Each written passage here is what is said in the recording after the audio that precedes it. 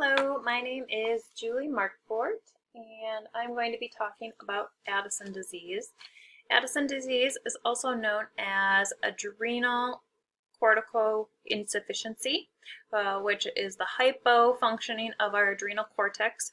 Our adrenal cortex is located suprarenal, or right above our kidneys, and this gland is responsible for releasing hormones such as cortisol or aldosterone, and some other important hormones that our bodies need to function.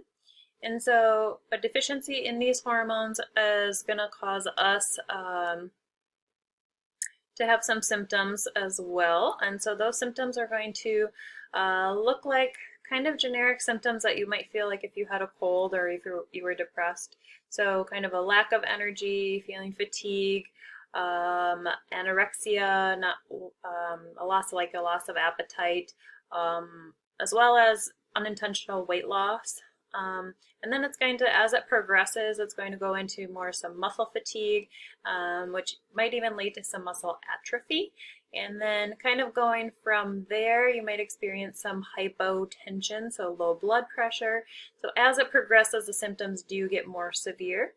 And physical symptoms that some people experience, not everybody, is hyperpigmentation of the skin, especially around like the creases of your body, like your elbows, your lips, your gums, any scar tissue around scars might get a little more hyperpigmented colored as well. And so if you're seeing those symptoms, it's important to get into your general practitioner, your doctor, to get tested right away. And those tests that your doctor would perform would be a synaphin simulation test, which is going to be a test where they inject a synthetic hormone, which is the synthetic hormone for adrenocorticotropic hormone, or ACTH. And this is regularly produced by the pituitary gland, and it stimulates the release of cortisol. And as I mentioned earlier, the cortisol is released from the adrenal cortex. And so when you are administered the ACTH, it should stimulate your cortical cortex to release it. However, if it's not functioning properly, it's not going to release it or enough that your body is going to need. So after about half an hour to an hour after they administer the hormone, they'll do another blood test to see what your levels are at.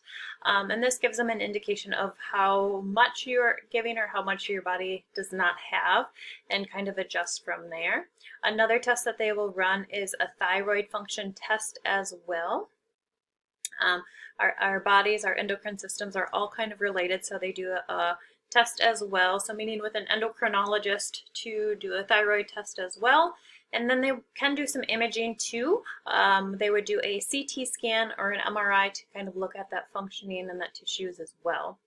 And so why is this an issue, or why is Addison's disease a disease? Where did it come from?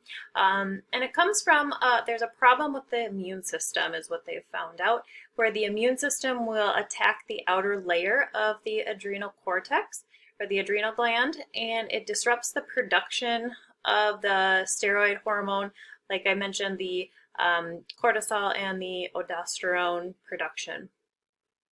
They've also found that an injury or other diagnoses can also trigger this as well or affect it.